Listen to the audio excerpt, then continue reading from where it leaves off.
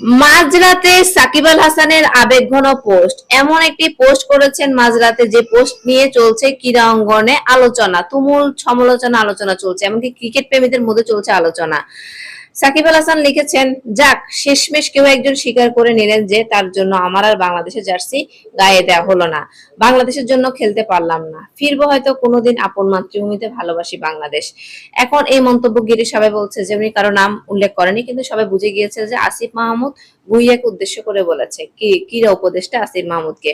কারণ তার কিছুক্ষণ আগে আসিফ মাহমুদ তার ফেসবুকে একটি পোস্ট করেছেন। আসিফ মাহমুদ লিখেছেন, একজনকে পুনর্বাসন না করায় সহস্র গালি দিয়েছেন আপনারা আমাকে, but I was right end of the discussion.